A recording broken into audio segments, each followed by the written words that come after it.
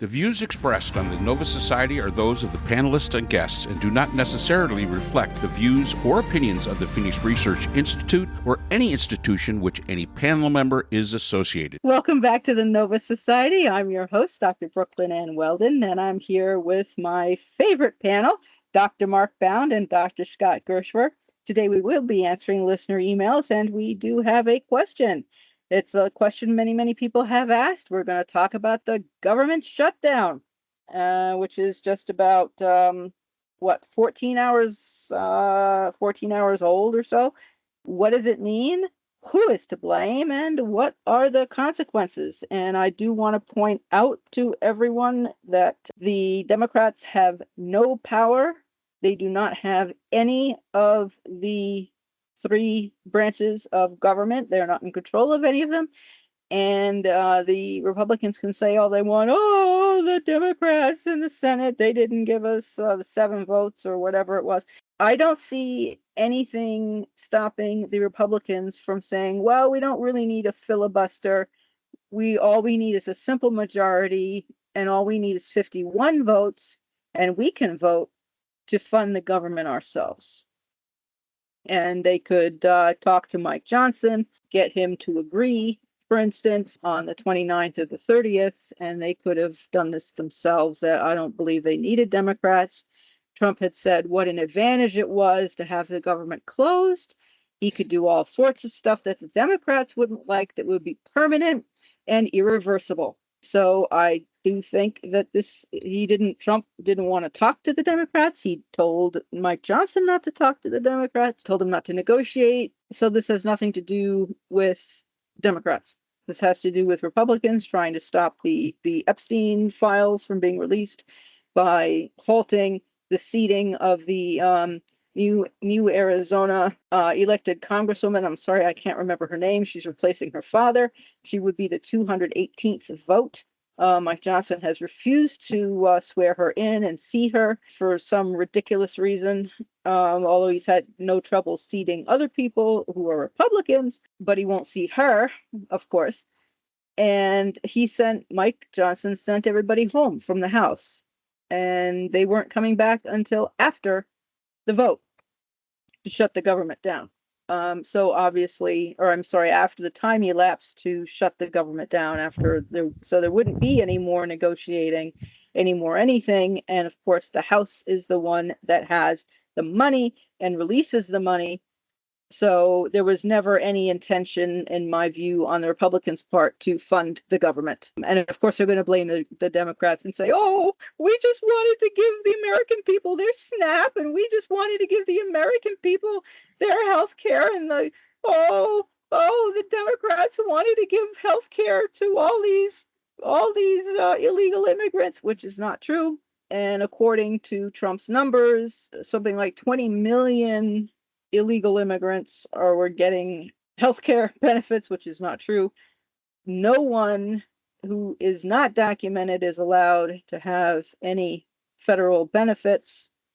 And given Trump's deportation numbers, there would have to be an incoming number of about 9 million people, I think, total, since he took office, of illegal or undocumented immigrants, for those numbers of 20 million to even to be realistic, because there are 22 million people who do use Medicaid, for example. So their numbers, the Republicans' numbers, don't even add up. They're hoping that the American public will not notice.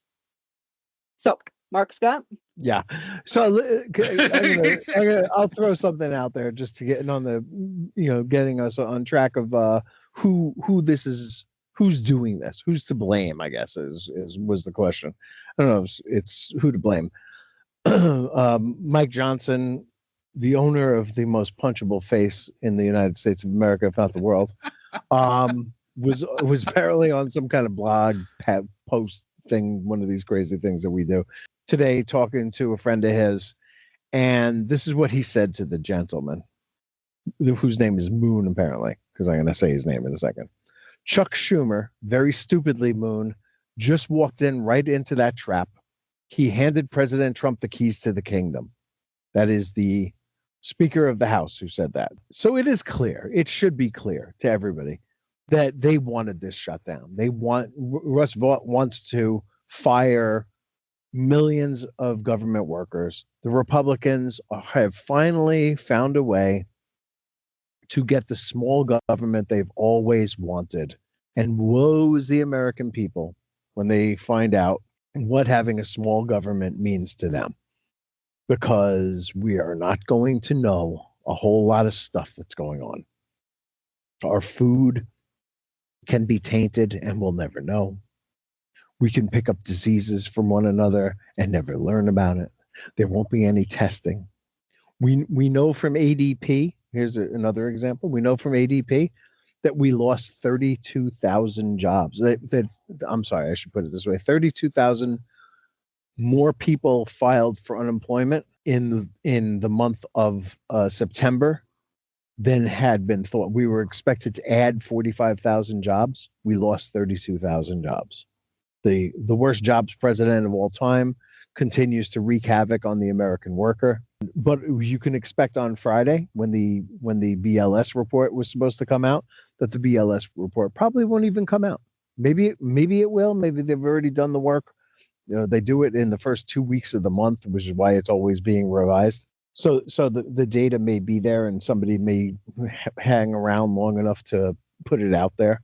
But if we get another COVID, and COVID is going around now, I know from teaching college live in person that over the last couple of weeks I've lost a lot of students to COVID. They bring in notes that they had COVID. That's going around. We're not going to ever test again, because when you test, you find out things that the president doesn't want us to know. We're not going to know about hurricanes and all kinds of stuff. I mean, there is a purpose for government, and I'm not a big government guy, but we had this like obsessional thing when I was in business back in the early 2000s of right sizing. We need to right size the government like we need to right size all our corporations. And right now we are going to be way under what we need to run the government with any kind of competence at all. And it may be that they're going to follow through on their plan once they fire all these workers to hire Trump loyalists instead of people who are deep state government employees who don't care about politics and are lifers in the business that they were in, the agency that they were in, replaced by political hires, political hacks who are only loyal to the president and only this president. We are headed to a bad place, but this was 100% manufactured by the Republicans for the purpose of stripping government down to the studs. And I think the interesting thing I took out of this, there was some polls that were done under this. Now, first of all, you're going to get two sides to this. Some people are going to say, oh, the Democrats are going to get blamed, and some are going to say the Republicans. But the bottom line is the buck stops at the president's desk. He could have averted this, but he did not. That was his choice. And I think I was interested by the poll numbers. Now, pre-shutdown, in 2013, before we had the shutdown in 2013, 57% of Americans, this is from the polls, said compromise. They did not want to shut down. And only 33% said stand your ground on principle. So there was a large number that said, listen, compromise, just keep the government open. Let's do it. In 2025, that changed from 50% said to compromise, 49% said stand your ground. Now, normally, the ones that say compromise in the past, now this is what Democrats wanted pre-shutdown. In 2013, Democrats, 76% said compromise. Only 18% said stand on principle. In 2025, compromise, 52%, stand on principle, 47%. That's almost a 30% increase in stand on your principles. So that number narrowing isn't the Republicans talking about standing on principle and not compromising. That's basically the Democrats saying, enough of the compromise, stand on principle. And that speaks volumes because, in the past, everybody, we've all acknowledged it. Democrats have always been the one to like buckle under. And what you're seeing in these polls here is that the Democratic electorate, the Democrats in the electorate are basically saying, no, enough of that. That's never worked. It's never benefited us. We want to stand on the principle. And if the principle you're standing on is healthcare, fine, stand on that. So I think that was an interesting dynamic looking at the polls and how that shifted. Because, again, I was watching Harry Enton on CNN, who was very good at these numbers. He was surprised by the fact that it went from 33% stand on principle in 13 to 49%, a 16-point increase, stand on principle. And that increase came directly from the Democrats. Scott may be very well right as to why this shutdown happened. I don't see it as a trap. We will have to see in 2026 how much accountability the Democrat or the Republicans are going to take for it, or even the Democrats. We're really not sure, because they're all going to be listening to their own little talking heads who are going to tell them who was responsible and why they were responsible. But I think if you really look at the history of this, there was no discussions until the day before the shutdown. So there was no intention in my mind to be able to reach some sort of compromise. The other thing that we got to look at is that there's still that senator that congresswoman that Brooklyn mentioned has not been sworn in yet. If she was sworn in, guess what gets released? The Epstein files. Gee, we want to keep her out of there as long as we possibly can. So, I mean, there's a lot of things going on here that has nothing to do with the shutdown. Trump saying, well, hey, this gives me an opportunity to fire a whole bunch of people in the federal government. We'll see how that goes. Of course, that'll eventually have to come before the Supreme Court. It'll be challenged, just like everything else that he does is challenged. You got to ask yourself, who does this benefit? I think that's really the question that the American populace has to ask itself. Who benefits from this shutdown? Because if you're a Republican, regular constituent Republican, and you think you benefit from this, I don't know what alternate universe you're living in, because this isn't good. Does it benefit the workers? No, those essential workers, they're stuck going to work with no pay. Now, how many workers in the United States in factories and stuff would say, oh, yeah, I'll go to work for no pay because I'm essential? Not very many. Not very many at all. So who does it benefit? Does it benefit the Democrats? No. Was what they were asking for unreasonable? Doesn't sound it. At least not what we've been told. And we're not getting any kind of answer out of the Republicans of why it was unreasonable. And as Brooke pointed out, you control the House, you control the Senate, you control the White House. If you can't get this done, that shows you can't govern. Plain and simple. You have no ability to govern. And especially something when we're talking about a continuing resolution. We're only talking a continuing resolution. And I think the continuing resolution was for what, 7 weeks, 8 weeks? That's all it was really giving it. Wasn't giving it a whole heck of a lot.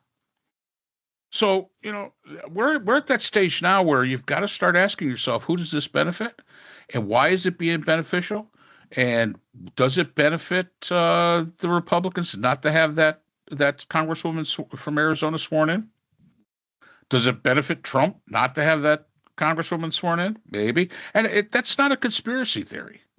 She's already said she'd vote for it. And she's vote number 218. So that's where we sit. And I'll tell you, consequences, there's going to be a lot of consequences for this. And I think because there's 49% that say stand their ground and it's Democrats, I think this is going to go longer than the one in 18?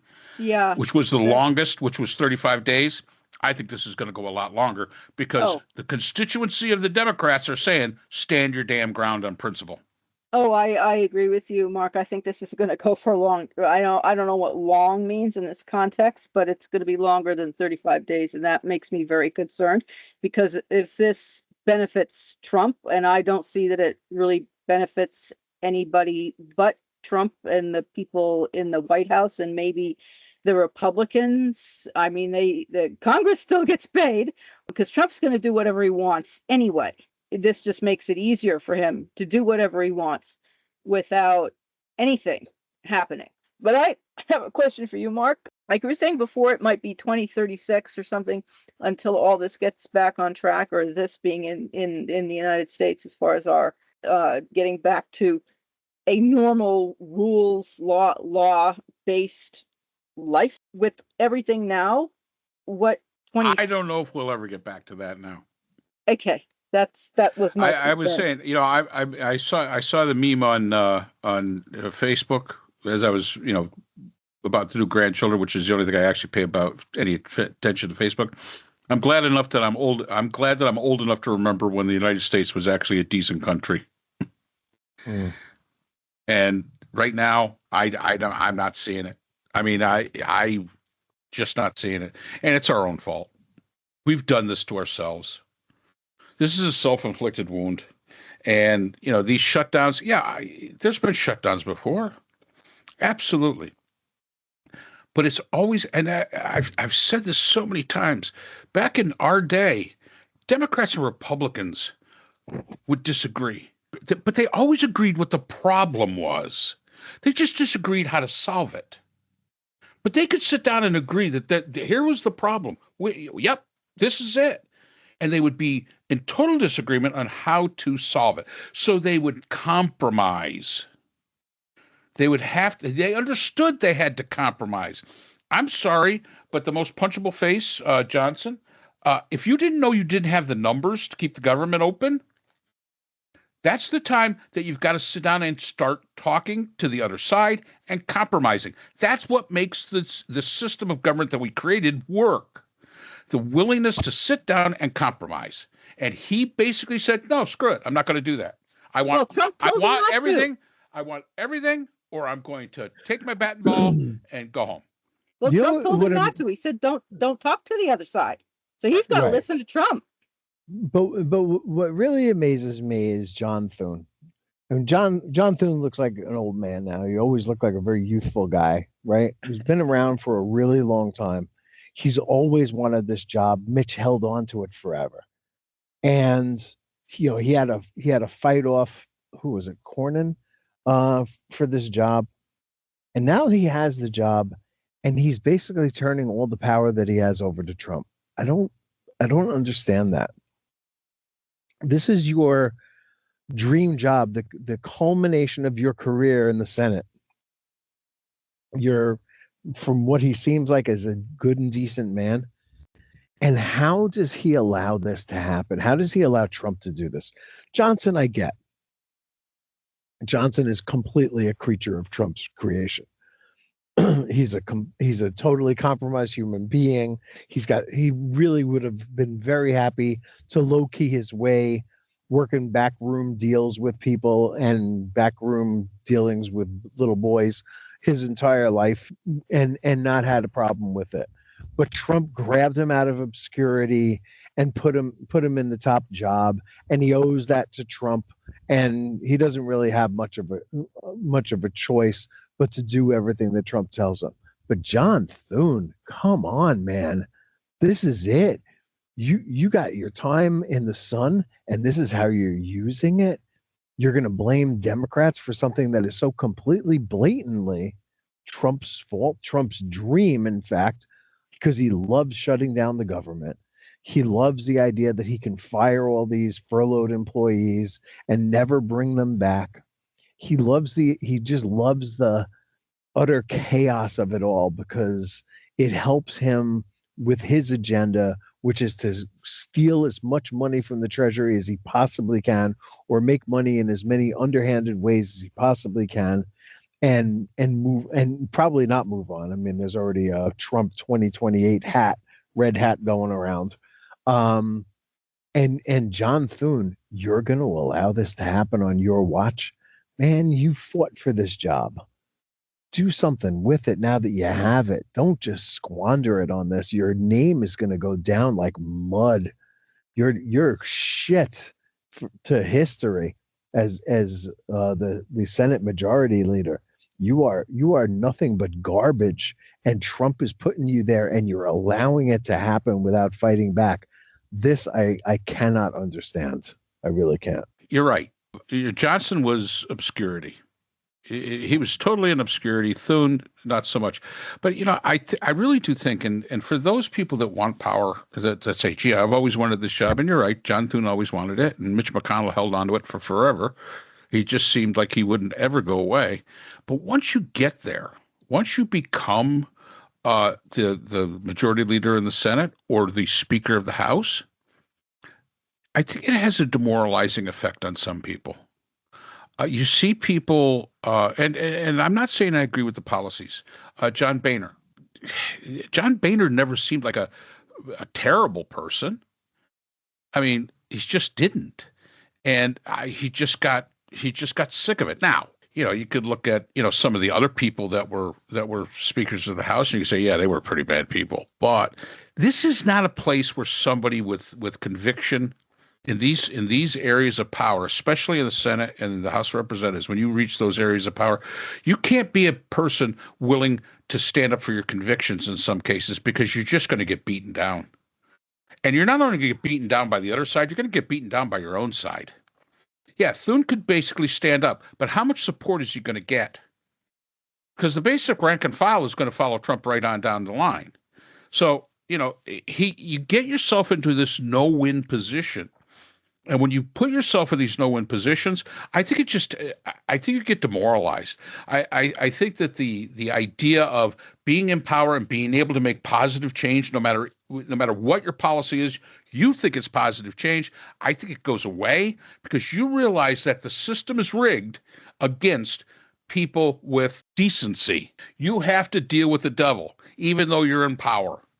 You have to deal with those people that are in your caucus that disagree with you and are just as quick to bury you under the grass as the other side is. And it's a cutthroat business. I always said, politics, if you got a weak stomach, don't go in it. If you don't do it. Go into lion taming. It probably you probably have a better shot at this. I mean, anything. But politics is not something you want to get into if you don't have the ruthlessness, because good people asked to be ruthless, that's hard. That could be hard. Ruthless people to try to act like they are good but not be good, that's not so hard for them. They can pull the wool over your eyes. But to take a good person and say, listen, you've got to take all the morals and values and everything that you had before. You think you want to do good. Again, doesn't matter what your policies are. You believe your policies are good. You've worked it out in your mind why your policies are good and why you think it's a good idea. Throw it all away, because you're not going to get ahead. Sure as hell not going to get ahead in the Senate, and you're sure as hell not going to get ahead in the House of Representatives, because you're going to have the Marjorie Taylor Greens, you're going to have the Ted Cruzes, you're going to have the Lindsey Grahams, you're going to have the Lauren Boeberts, who would just as soon stick a knife in your back and bury you as they would, to look at you. And I'm always reminded of that ride. It shows Lindsey Graham. He was in a car, and they were talking to him about Joe Biden. This was before Biden became president. Lindsey Graham basically said he's the most decent human being I've ever met in my entire life. If you don't like Joe Biden, there's something wrong with him. Well, boy, after Biden became president, Biden's name was mud in Lindsey Graham's mind. And I'm sorry, friendships don't matter. Just like we've always talked about Trump and Putin. This is international politics. Nobody's your damn friend. Well, I got news for you. It's the same thing in American politics. Within American politics, nobody's your friend. They're just looking. You're very Machiavellian. Ends justify the means, and that's all there is to it. So yeah, you're right. You're right about that. Yeah. So hopefully we've hit that through. Well, what I want to know, is how long do you think this might last, and what happens if there is no end to it? I'm not even going to predict. You know how bad we are. You know how bad we are at predicting. In what way would this end? I'm going to make this end tomorrow by predicting that it'll go more than the 35 days that it did last time. Well, how does it end?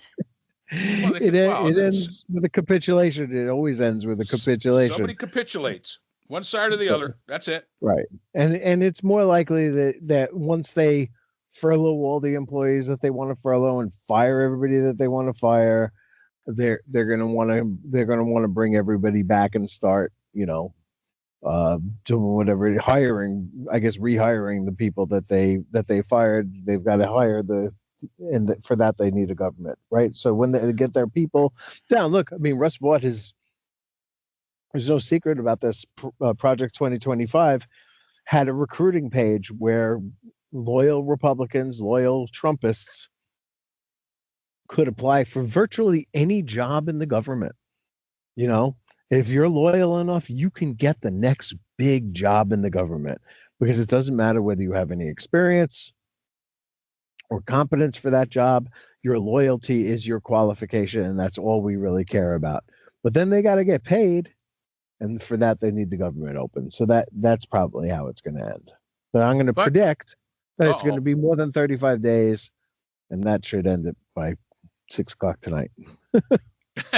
Yeah. Which we're kind of hoping our predictions are really wrong. And remember, ICE is probably still going to get paid.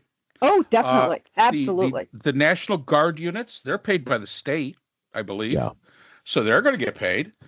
So all the stuff that's going on right now in your towns and cities and your states that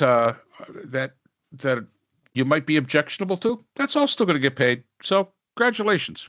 All right. Yep. Excellent. So thank you. We hope that we answered that question, and we'll just have to get ourselves through this until it is over. And we want to thank all our listeners for spending time with us. We appreciate you very much. And if you are not yet subscribed on the platform of your choice, please do so. Subscribing is free, and we look forward to seeing you again next time on the Nova Society. The Nova Society is a production of Nova Society Media, a division of the Phoenix Research Institute. We'd like to thank our production partners, Buzzsprout, who hosts the Nova Society, Audacity, our editing partners, Apple iTunes, the largest source of podcasts and music on the internet, Spotify, the most popular platform for the Nova Society, and iHeartRadio, your source for all things music and podcasting. The Nova Society is available on all of these and other quality platforms listed in our description. We'd also like to thank all of our listeners. Without your support, the Nova Society would not be possible. If you have a question or comment, we can be reached at nova.society.podcast@gmail.com. So for Dr. Brooklyn Ann Weldon, Dr. Scott Gershwer, and all of our production partners here at the Nova Society, I'm Dr. Mark Bound. Remember, the true power in society is knowledge. Thanks for listening, and we will see you again next time. We'd like to thank our sponsor for this episode, the Journal of Interdisciplinary Conflict Science. The JCIS is an open journal for upcoming scholars. The JCIS is currently accepting article submissions on an ongoing basis. The JCIS is a publication of NovaWorks, a scholarly depository at Nova Southeastern University. A link to the journal is in our description.